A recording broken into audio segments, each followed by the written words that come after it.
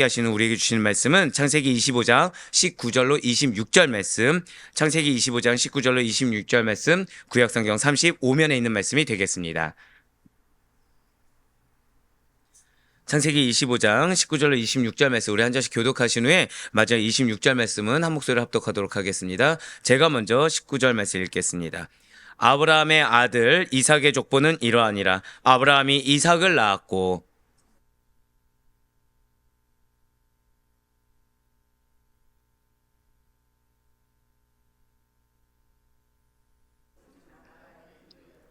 이삭이 그의 아내가 임신하지 못하므로 그를 위하여 여호와께 간구하매 여호와께서 그의 간구를 들으셨으므로 그의 아내 리브가가 임신하였더니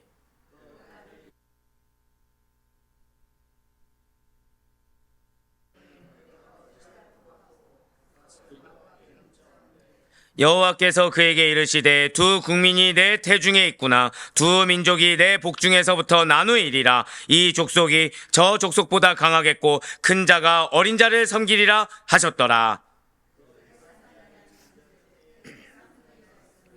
먼저 나온 자는 붉고 전신이 터룩 같아서 이름을 에서라 하였고 후에 나온 아우는 손으로 에서의 발꿈치를 잡았으므로 그 이름을 야곱이라 하였으며 리브가가 그들을 낳을 때에 이삭이 60세였더라. 아멘.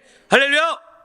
내 오늘 변함없이 살아있는 주님의 말씀의 은혜를 사모함으로 말미암아 그리고 우리가 이렇게 하루의 시작을 그리고 늘 항상 말씀과 기도로 주님께 먼저 나아가는 것을 주께서 기쁘게 받으시사 자 절대 고백하시겠습니다. 나를 예정하셨습니다. 아멘. 예, 나를 예정하셨다라는 그 사실을 믿고 그 믿음의 증거를 보는 것을 확신하는 그런 우리들을 축복하시사 이렇게 새벽기도에 함께하고 계시는 모든 성도님들을 주님의 환영하고 축복합니다. 우리 이 새벽에 지금 창세기를 통해서 은혜 받는 귀한 시간을 가지고 있습니다. 자, 오늘 어떤 시간 같습니까? 네, 그쵸. 이제 되게 표정들이 뭐 뜬금없는 갑자기 무슨 시간이야? 무슨 말이야? 이렇게 얘기하셨는데요. 예, 오늘은 굉장히 의미심장한 날이죠. 우리가 그동안 길게 들었던 아브라함이 드디어 끝나고 이제 오늘부터 이삭이 시작되는 겁니다. 축복이 있을지어다. 네. 네. 자, 우린 지금 창세기를 보고 있습니다. 창세기는 모세 오경 중에 하나이죠. 하나님께 선택하신 백성의 그 구원 역사를 중심으로 해서 우주 만물과 전 인류 역사의 기원, 그리고 구약 선민 이스라엘 민족의 형성 과정을 담고 있는 것이 바로 창세기입니다. 창세기는 총 몇 장으로 되어 있습니까? 50장으로 되어 있어요. 그 중에 1장부터 12장까지 그리고 13장부터 50장까지 이렇게 두 가지로 나눠질 수 있다고 말씀을 드렸습니다. 1장부터 12장까지는 인류 초기 역사가 기록되어 있다고 이전에 말씀을 드렸습니다. 몇 가지 사건이 대표적이라고 말씀드렸죠? 예, 맞습니다. 4가지 사건이 대표적이라고 말씀을 드렸어요. 바로 우주 창조, 인류의 타락, 노아의 대홍수, 그리고 바벨탑 사건이 그거라는 거죠. 그리고 13장부터 50장까지는 선민 이스라엘 민족의 역사입니다. 우리가 잘 아는 아브라함의 생애가 있고요. 그리고 이삭, 야곱, 요셉의 생애가 기록되어 있어요. 그렇기 때문에 우리가 이렇게 창세기를 들여다보게 되면 우리 인류와 세상 모든 만물의 출발과 기원이 무엇인지 그리고 죄가 어떻게 들어왔는지에 대해서 알게 됩니다. 또한 하나님께서 태초에 아담에서부터 아브라함에 이르기까지 이렇게 이스라엘 민족을 어떻게 구분하고 보호하심으로 그 혈통을 보존하셨는지를 알게 된다는 거죠. 결국 창세기는 한마디로 무엇이라고 말씀드릴 수가 있는 것입니까? 하나님께서 인류를 구원하신 역사의 기록이 바로 창세기라는 거예요. 한번 고백하실까요? 인류를 구원하신 역사. 그렇습니다. 창세기는 사실 인류를 구원하신 하나님의 그 역사의 기록이 창세기라는 거죠. 여러분들의 삶이 결국 무엇입니까? 하나님께서 여러분들을 구원하신 역사의 기록이 여러분들의 삶이라는 거예요. 누군가는 그런데 이렇게 이야기한다는 거죠. 아니 목사님, 그런데 구약을 보면 이스라엘 민족 이야기만 가득합니다. 우리 민족도 아니고요. 다른 민족의 역사인데 그것이 오늘날을 살아가는 나와 대체 무슨 상관이 있습니까? 과거인데 오늘날 이 말씀이 나하고 대체 무슨 연관이 있나요? 라고 질문할 수가 있다는 거죠. 근데 전혀 그렇지가 않다라는 거예요. 이러한 말씀은 굉장히 자의적이고 편협한 시각으로 성경을 보기 때문에 나올 수 있는 질문인 것입니다. 창세기 12장부터 나오는 아브라함과 이삭, 요셉, 야곱, 요셉의 삶은 단순한 개인의 삶, 개인사 정도가 아니라는 거죠. 구약 선민 이스라엘 민족이 어떻게 형성되었는지를 알게 하는 구원 역사가 창세기라고 말씀을 드렸습니다. 그러니 하나님께서 왜 이스라엘을 택하셨는지, 그것이 나와 무슨 상관이 있는지를 질문하지 말아야 된다는 거죠. 왜일까요? 오히려 우리는 이스라엘이라는 한 민족을, 자, 절대 고백하실게요. 샘플. 그렇게 보시면 된다는 거예요. 이스라엘이라는 한 민족을 샘플 삼아서 하나님께서 인류 구원 역사를 시작하셨고, 그로 말미암아 한 번 더 고백하실까요? 믿음을 통해. 자, 믿음을 통해 아브라함의 영적 자손이 된 구원 역사의 주인공이 누구입니까? 여러분과 제가 된다는 사실에 감사할 수 있어야 된다는 거예요. 샘플링된 이스라엘 민족을 통해 우리로 하여금 타산지석 삼게 해주시고, 그 가운데 그러한 이스라엘 민족들의 영적 자손된 우리들을 택하여 주셨다라는 거에 감사할 수 있어야 된다는 거죠. 더불어 아브라함과 이삭과 야곱과 요셉의 삶을 바라볼 때 우리는 다른 모든 성경 인물들과 마찬가지로, 그것을 바라볼 때와 마찬가지로 하나님 앞에 인간이 온전히 축복된 인생으로, 축복받는 인생으로 살기 위해 어떻게 해야 하는지, 이스라엘 민족들이 이렇게 했을 때는 하나님께 축복을 받았고, 이렇게 했을 땐 징계를 받았구나. 고난 가운데 어떻게 했더니 하나님이 그것을 축복의 통로로, 어떻게 했더니 또다시 그것이 징계의 통로로 되는지를 바라보면서 나는 어떻게 해야 되는지 한번 고백하실게요. 적용해야 한다. 그렇습니다. 적용할 수 있다는 거죠. 긍정적인 모습은 교훈 삼아 배울 수 있어야 됩니다. 부정적인 모습은 답습하지 않도록 철저하게 누구에게 적용하라? 나에게 적용해서 우리 스스로의 신앙을 잘 세워나가기 원하는 하나의 뜻하심이 그대로 여러분들 삶 가운데 녹일 수가 있어야 된다는 거예요. 이제 오늘부터 새롭게 시작하게 되는 이삭을 바라볼 때 그렇게 해야 되는 것입니다. 우린 지금 아브라함을 바라보면서 엘리에셀을 통해서, 아브라함을 통해서, 또 어제는 이스마엘을 통해서도 나의 모습과 우리가 가지 말아야 될 길을 분별할 수가 있었어요. 이삭을 통해서도 마찬가지라는 거죠. 한번 고백하실게요. 이스라엘 민족 혈통의 형성, 그것이 근본 주제입니다. 자, 뭐가 근본 주제라고요? 이삭을 바라볼 때 이스라엘 민족 혈통의 형성. 자, 이제 아브라함에서 끝나지 않았단 말이죠. 이어지게 되었습니다. 자, 그럼 이삭을 바라볼 때 이스라엘 민족 혈통의 형성이라는 이 근본 주제와 신앙을 영위하는 개인의 삶, 한번 저따 고백하실까요? 신앙을 영위하는 개인의 삶, 바로 이 두 가지 면을 같이 조망하면서 이삭을 바라볼 수 있어야 된다는 거예요. 비단 이삭입니까? 야곱, 요셉까지 무엇을 통해 바라보라? 이스라엘 민족 혈통의 형성과, 즉 여러분들에게 기업이 있습니다. 믿으십니까? 근데 그 기업 중에 우리가 가장 감사했던 것이 무엇인가요? 나에게서 끝나는 것이 아니라 나의 자녀의 때. 자, 아브라함은 실수가 있었습니다. 그렇지만 철저히 무엇을 놓치지 않았죠? 믿음을 놓치지 않았어요. 결자해제했습니다. 인간적이고 감정적인 면보다 무엇을 기준으로, 현상보다 무엇을 기준으로 했다고요? 말씀. 약속의 말씀을 기준으로 했을 때 자녀의 시작이 무엇으로 시작했습니까? 축복으로 시작했죠. 그런데 이스마엘은 어떻게 했나요? 자신의 성격대로 살아갔어요. 결국 약속의 자녀의 대적자가 되어버렸습니다. 예, 마찬가지예요. 이스라엘 민족의 혈통의 형성은 믿음으로 돼야 되는 거구나. 믿음으로 하나의 말씀대로 그 약속을 붙잡고 나아갔을 때 이 혈통이 이어질 수가 있구나.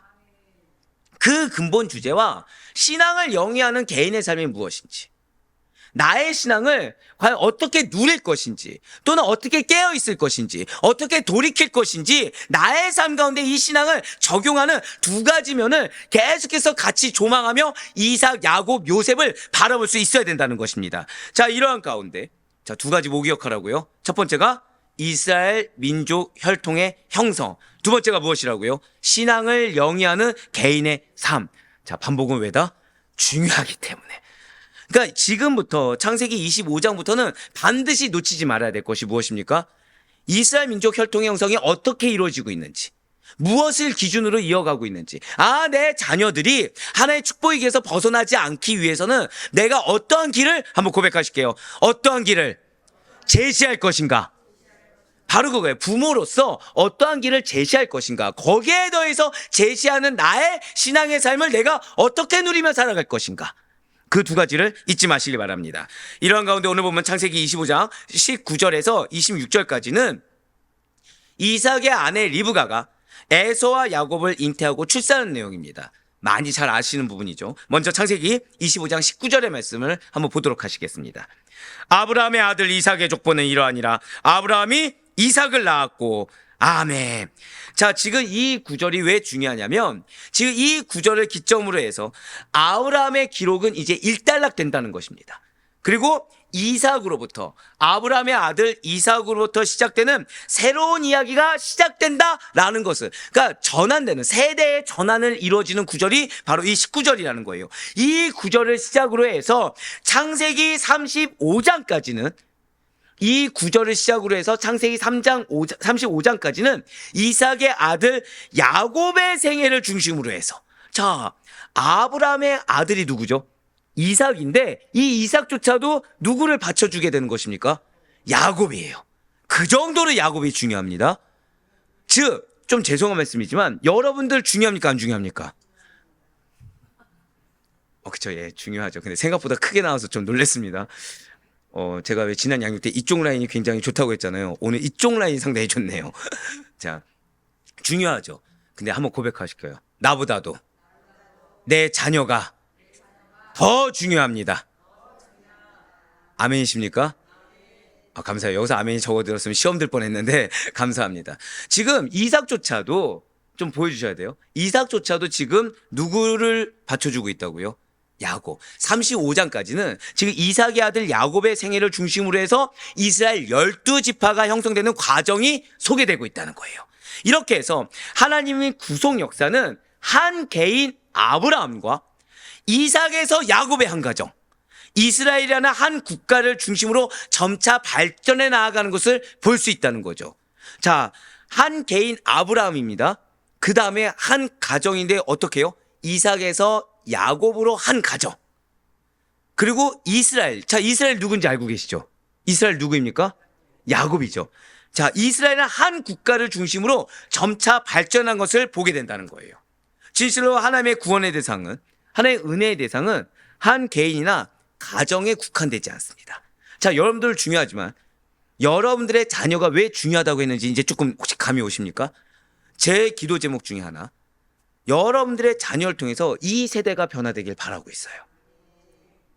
여러분들의 믿음의 인내와 헌신과 본을 통해서 여러분들의 자녀, 왜 우리 금요철야마다 기도하는 것이 있지 않습니까? 자녀의 세대가 작년의 세대보다 더 흥할 수 있도록. 예, 맞습니다. 마찬가지라는 거죠. 영적 대표격인 여러분들의 신앙의 성숙과 성장을 통해서 여러분들의 자녀가 더 성장하는 비전을 꿈꿀 수가 있어야 된다는 거예요. 그래서 하나님께서는 그렇게 한 개인과 한 가정을 통해서 그 사회와 민족, 더 나아가 전 세계의 많은 사람이 예수를 알기를, 더 많은 사람들이 구원받기를 기뻐하신다는 거죠. 자, 이어서 창세기 25장 20절 말씀 한번 보도록 하실게요. 이삭은 40세에 리브가를 맞이하여 아내를 삼았으니 리브가는 바단 아람의 아람 족속 중 부두엘의 딸이요 아람 족속 중 라반의 누이였더라. 아멘. 자, 성경에서요, 또 하나 이제 여러분들 기억하실 게 있습니다. 자, 성경에서 반복되는 것은 무엇이다? 중요하기 때문이다, 강조하기 때문이라는 걸 아신다면 또 하나 이제 생각하셔야 될 것은 구속사적으로 중요한 전환기나 전개되는 인물과 사건을 부각시킬 때 정확한 숫자나 연대를 제시한다라는 거죠.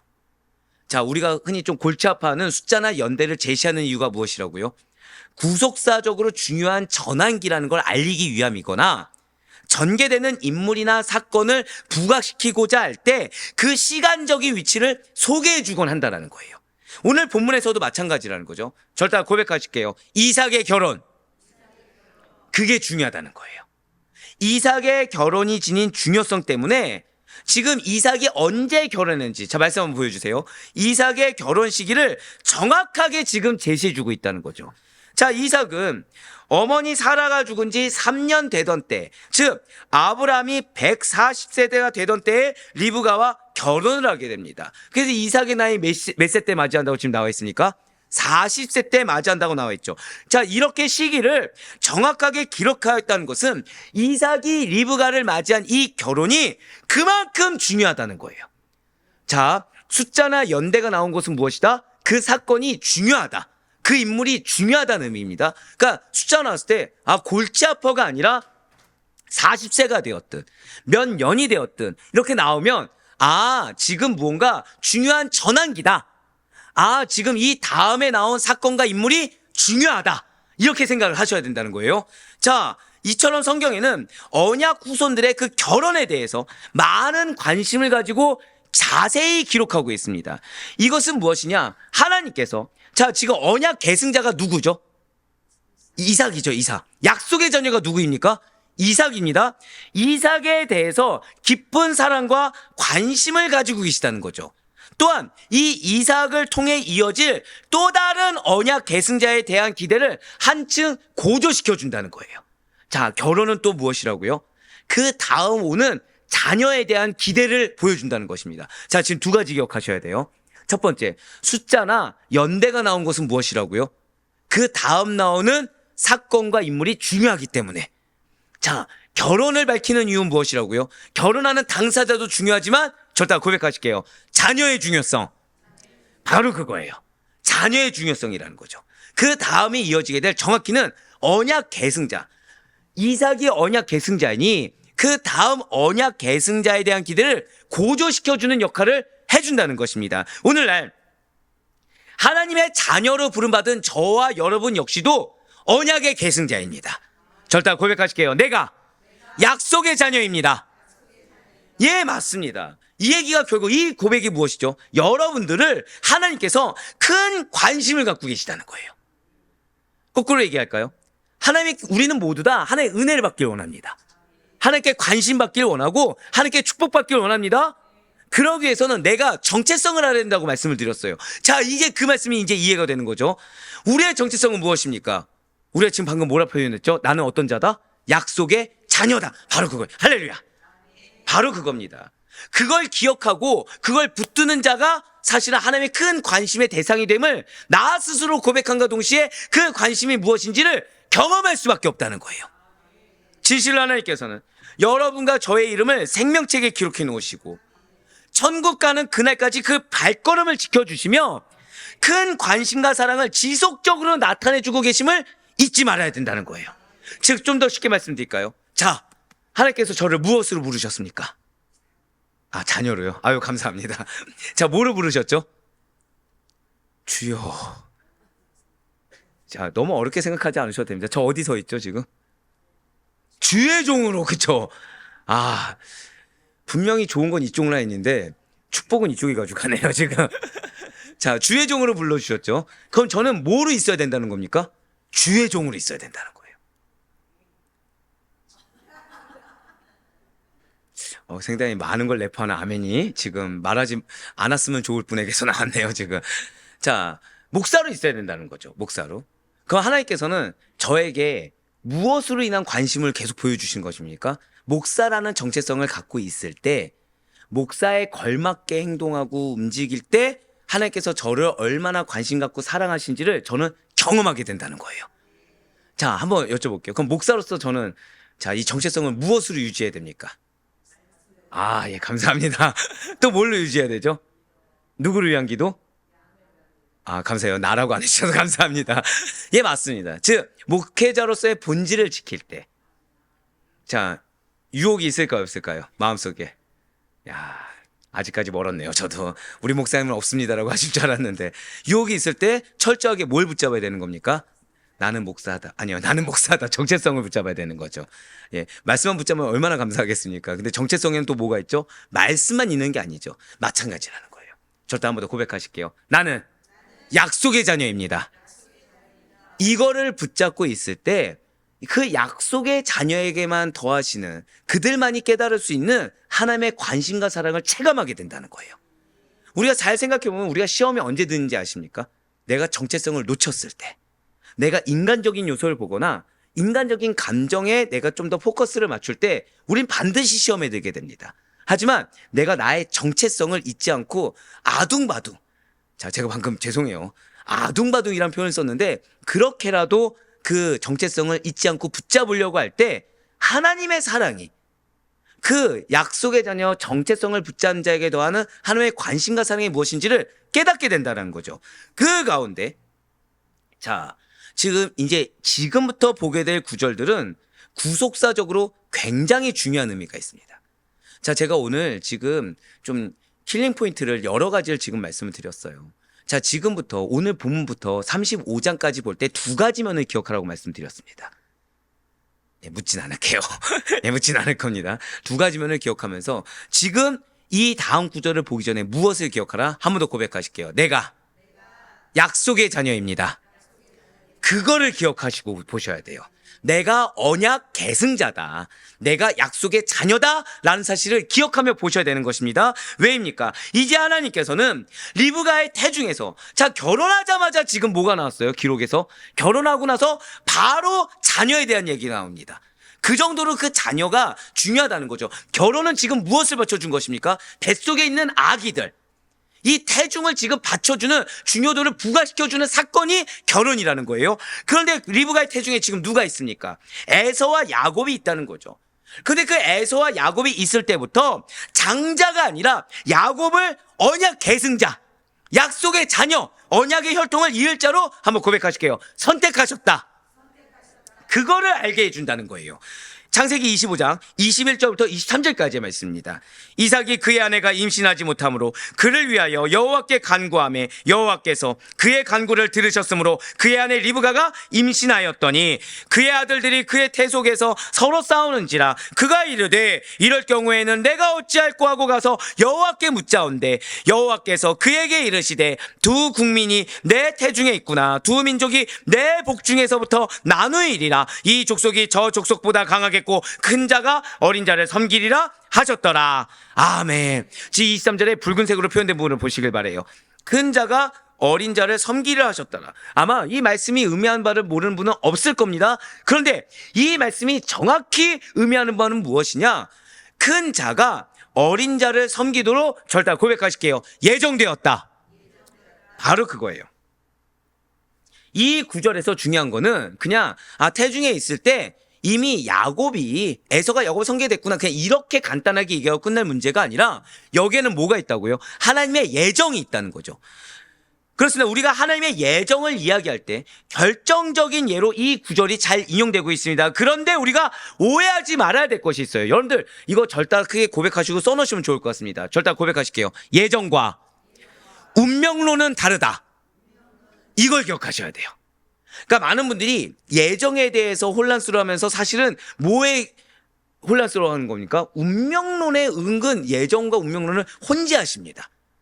그런데 예정과 운명론은 다르다는 거예요. 저기 무엇이 다를까요?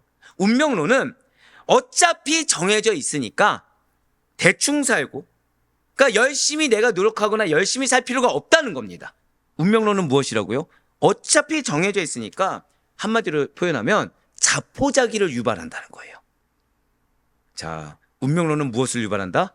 자포자기를 유발합니다. 그러니까 인간의 입장에서 자포자기를 유발합니다. 어차피 하나님 다 결정하셨는데 내가 해봤자 무슨 소용이야? 이런 식으로 하나님께 핑계를 대는 거죠. 그러면서 나는 방종의 상태로 자포자기를 유발한다는 거예요. 그런데 예정론은 다르다는 거죠. 하나님의 주권적인 능력과 은혜로 누군가는 구원받을 자로 선택되고 누군가는 유기된다는 것입니다.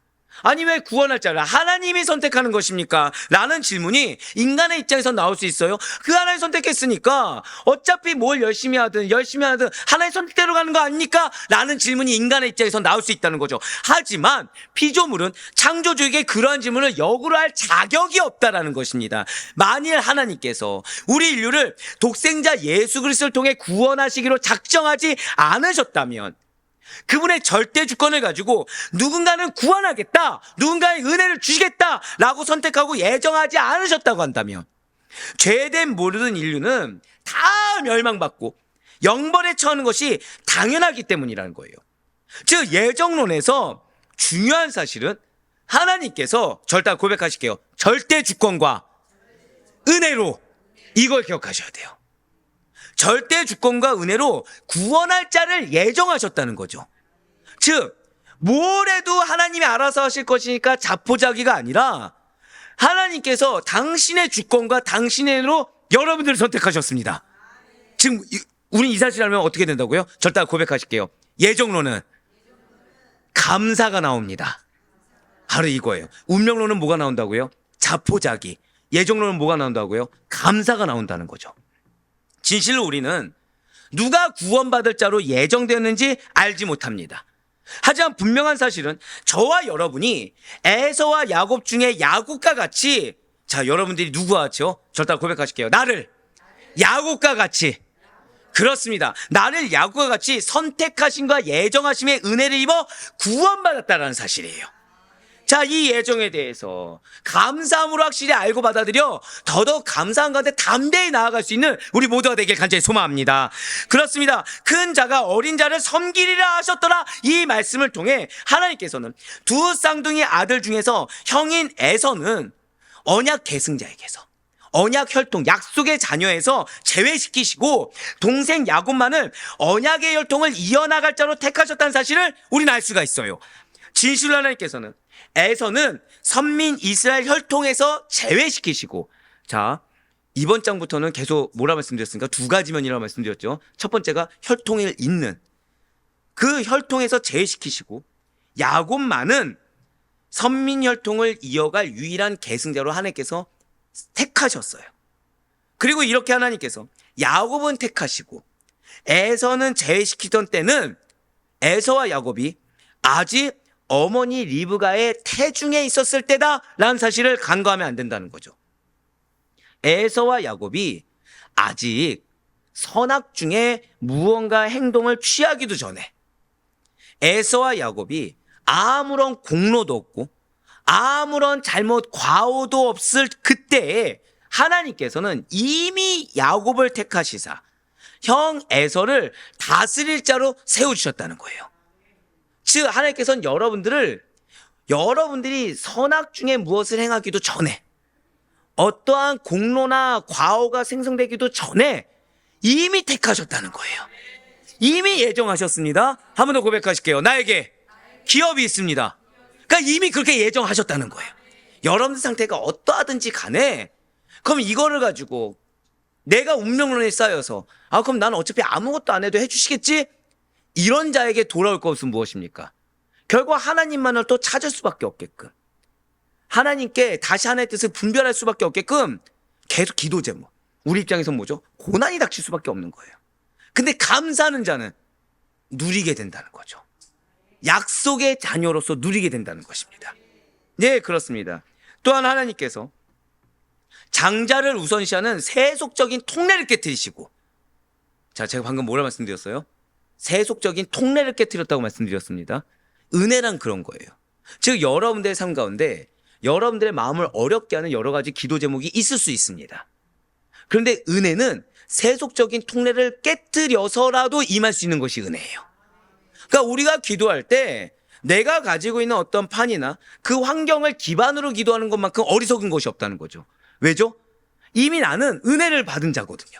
내가 기도하러 이 자리에 나왔다는 것 자체가 하나님께서 나를 택하시고 예정하셨기 때문에 구원받았고, 이거는 세속적인 통례를 다 깨뜨려서 하나님께서 당신의 주권으로, 당신의 은혜로 구원해 주셨습니다. 그렇기 때문에 우리가 기도할 때도 저다 고백하실게요. 기대하겠습니다. 기대할 수 있는 거예요. 왜요? 세속적인 관습과 통례를 깨뜨려서 은혜가 임할 거거든요. 예, 맞습니다. 장자인 에서가 아니라 둘째 아들, 즉 차자인 야곱을 이렇게 언약 혈통의 적자로 택하신 것은 매우 파격적인 일이라는 거예요. 이러한 파격적인 은혜가 여러분들의 것임을 믿으시길 바랍니다. 자, 예정론을 믿는 자들은 그래서 또 감사할 수가 있는 거예요. 은혜가 어떻게 임하는 거예요? 파격적으로. 그렇기 때문에 창세기 25장 21절부터 23절까지의 내용은 구원 역사에 관한 하나님의 무조건적이고 절대적인 주권을 극명하게 보여주는 구절이라는 거죠. 동시에 야곱과 에서 사이에서 하나님께서 야곱을 택하신 일은 선택과 유기를 동시에 포함하는 하나님의 예정의 결정적인 신뢰로서 의미가 있다는 것입니다. 이제 창세기 25장 24절부터 26절까지의 말씀 보도록 하실게요.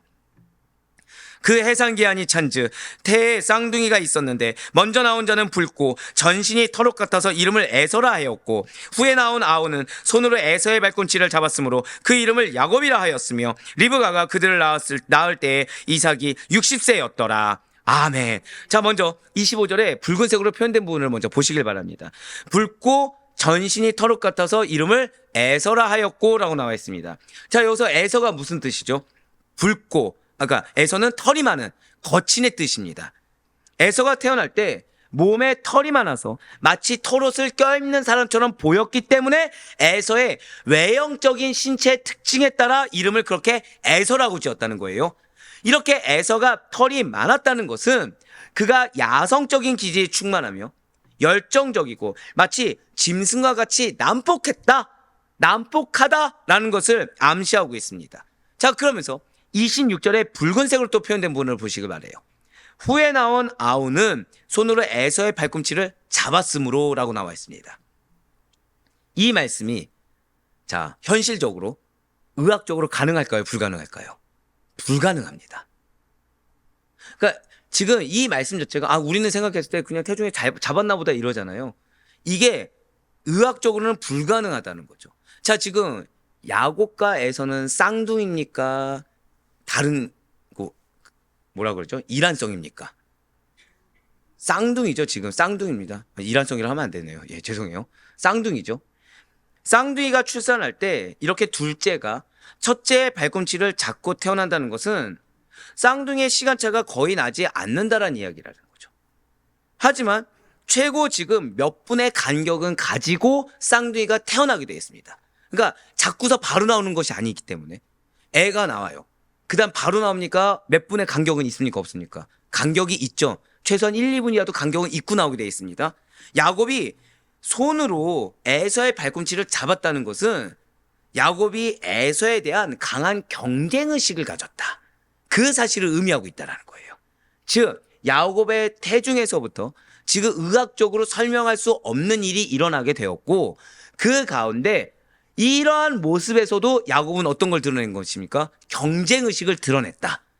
즉 태중에서부터 의학적으로 현실적으로는 이해할 수 없는 특수한 일이 발생했는데 그 특수한 일이 지금 야곱의 성품을 드러냈다. 이렇게 받아들이셔야 된다는 거죠. 이렇게 야곱은 형 에서의 발꿈치를 잡고 태어난 독특한, 자, 제가 뭐라 말씀드렸습니까? 독특한 출생 장면이죠. 누가 생각나십니까? 독특하게 탄생돼 독생자 예수 그리스도처럼 독특한 출생 장면에서 착안해서 뒤를 쫓는 자, 발 뒤꿈치를 잡은 자라는 뜻의 야곱으로 이름이 지어졌습니다. 즉, 이 이름은 무엇이냐? 야곱의 교활하고 집요하며 경쟁심이 강한 성격과 기질을 반영한 이름이라는 거예요. 에서와 야곱이, 자, 에서는 외형적인 특징이라고 한다면 야곱은 자기의 성격과 기질을 반영한 이름이라는 거죠. 자, 결국 지금 이런 말씀 들었을 때 교활하다, 집요하다, 경쟁심이 강하다, 긍정적입니까? 부정적입니까? 맞아요. 이렇게 부정적인 품성을 지닌 야곱은 누가 택하셨습니까? 하나님이 택하셨죠. 그래서 그에게는 한번 고백하실게요. 연단의 과정. 그래서 연단의 과정이 필요한 거예요. 여러분들은 하나님께서 택하셨습니다. 자, 그럼 어떻게 여러분들의 성품은 예수님의 성품이십니까? 아니면 전 여러분들 정말 사랑합니다. 왜냐면 지금 여러분들 표정 중에 다들 민망해하는 표정들이 너무 사랑스럽습니다. 지금 내 성품을 내가 알잖아요. 그래서 우린 연단의 과정이 필요한 거예요. 누구처럼요? 야곱과 같이. 지금 거칠고 험한 야곱은 그래서 그 연단의 과정을 거친 뒤에 하나님으로부터 거친 뒤에 새로운 이름을 부여받았다는 거예요. 진실 하나님께서는 하나님과 겨루어 이긴 자라는 뜻의 빛나는 이름 이스라엘이라고 새롭게 이름 지어주셨습니다. 부정적인 품성을 지녔어요. 그렇지만 거칠고 험한 연단의 과정 이후에는 하나님께서 빛나는 이름을 허락해 주셨다는 거죠. 우리의 모난 성품이 있을 수 있습니다. 하나님께서 택하셨지만 하나님께서 이름을 부여하기에 하나님께서 기업을 주기에 합당하지 못한 성품이 있을 수 있어요. 그래서 우리로 하여금 연단의 과정을 거치게 하십니다. 하지만 이 연단의 과정 이후에는 반드시 무엇이 있다? 저따 고백하실게요. 영광의 때. 영광의 때가 있다는 거예요. 바로 창세기 32장 28절의 말씀입니다. 그가 이르되 내 이름을 다시는 야곱이라 부를 것이 아니요. 자, 야곱의 이름이 무엇을 반영했다고요? 그의 부정적인 성격과 기질을 반영한 이름인데 다시는 그렇게 부르지 아니하실 거라는 거예요. 이스라엘이라 부를 것이니 이는 내가 하나님과 및 사람들과 겨루어 이겼음이니라. 아멘. 자, 이것을 통해서 우리가 무엇을 할 수 있는 것입니까? 아무리 천성과 본성이 결점 많고 모난 사람이라고 하더라도 하나님 안에서 거듭날 때 새로운 하나님의 자녀라는 이름을 가지고 가치 있는 인생, 변화된 인생을 살아갈 수 있게 된다는 것입니다. 즉, 여러분들에게 붙여준 영혼이 여러분들이 봤을 때 전혀 답이 없는 것처럼 보여질 수 있어요. 내 눈에는 예수님 만나도 될까? 라는 의구심이 들 수 있습니다. 중요한 건 뭐라는 거예요? 하나님에서 거듭날 때, 저따 고백하실게요. 붙여주실 때는 이유가 있습니다. 그걸 기억하셔야 된다는 거예요. 왜 붙여주셨어요? 그렇게 예정하셨다는 거죠. 그 예정하심에 있다고 한다면 반드시 그 영혼은 변화된다는 것입니다. 그 거치고 모난 그런 부분이라고 하더라도 하나님에서 거듭나 마치 야곱이 이스라엘 된 것처럼 야곱의 부정적인 성품이 이스라엘을 한 국가를 이룰 만한 그러한 성품을 가진 자로 변화되는 것처럼 반드시 변화시키겠다는 약속의 말씀에 감사함으로 아멘할 수 있는 우리가 되길 간절히 소망합니다. 창세기 25장 26절 말씀을 다시 한번 더 보시길 바래요. 지금 붉은색을 폈는데 보면 이삭이 60세였더라고 나와 있습니다. 분명 언약의 계승자 야곱을 낳은 것이 중요한 일이었기 때문에 바로 이때 아버지 이삭의 나이를 밝히고 있다는 거예요. 자, 이삭 몇 세에 결혼했죠? 40세에 결혼한 이삭입니다. 그는 결혼한 지 20년 만에 자녀를 얻는 기쁨을 누리게 되었어요. 아들을 얻기까지 이삭과 리브가는 하나님 앞에 간절히 매달렸습니다. 마침내 받아던 자녀를 얻은 후에는 감격스러운 모습으로 하나님께서 여호와께서 자식을 허락하셨음을 감사했다는 거죠. 분명 다윗은 이러한 탄생에 대해서 이렇게 찬양하고 있습니다. 시편 127편 3절부터 5절까지의 말씀입니다. 보라, 자식들은 여호와의 기업이요 태의 열매는 그의 상급이로다. 젊은 자의 자식은 장사의 수중의 화살 같으니 이것이 그의 화살통에 가득한 자는 복되도다. 그들이 성문에서 그들의 원수와 담판할 때에 수치를 당하지 아니하리로다. 아멘. 그렇습니다. 농담삼아 말씀드리면 이 말씀을 보고서 보여주세요. 이 말씀 보고서 세 자녀로 부족한데 화살통에 가득해야 되는데 농담이었습니다. 자, 자녀를 출산하는 것은요, 결혼의 자연스러운 결과가 결코 아닙니다. 하나님의 은혜의 선물이라는 거죠. 누군가는 어렵게 낳을 수 있고요. 누군가는 왜 옛날 어르신 표현대로 순풍순풍 날 수 있습니다. 근데 모두 다 무엇이라고요? 어렵든 수월했든 은혜의 결과라는 거예요. 왜 여러분들에게 하나님께서 은혜 주실 때 어렵게 주시던 손쉽게 주시던 우린 다 공통되게 표현하죠. 하나님의 은혜입니다. 그런데 왜 나에게 어렵게 주십니까? 우리가 항변할 수 있습니까? 없습니까? 없다는 거죠. 예정론처럼 주신 거에 감사하는 거. 만약에 왜 내가 어렵게 받았느냐고 하면 나는 뭐에 매인 거예요? 운명론에 매인 것처럼. 맞습니다. 은혜의 선물이라는 거예요. 아이를 갖는 것은 인간의 노력이 빚어낸 결과물이 결코 아닙니다. 창조주의자 생명주이신 하나님께서 간섭하신 결과세요. 진실로 하나님의 허락 없이는 그 어떠한 생명도 세상에 태어날 수가 없습니다. 또한 하나님의 선택이 없이는 그 어떠한 자도 구원받을 수가 없다라는 거예요. 분명 사도 바울이 우리에게 그래서 이렇게 증거하고 있는 것입니다. 에베소서 1장 4절과 5절의 말씀입니다.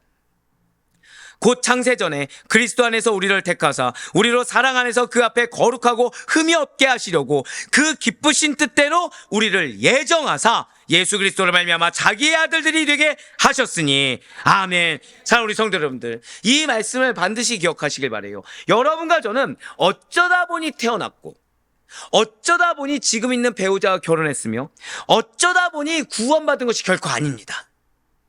하나님께서는 당신의 기쁘신 뜻대로 여러분들을 택하셨고 태어나게 하시며 특별히 선택하셔서 우리를 당신의 놀라우신 은혜로 말미암아 구원받게 하셨다는 사실을 잊지 마시길 바라요.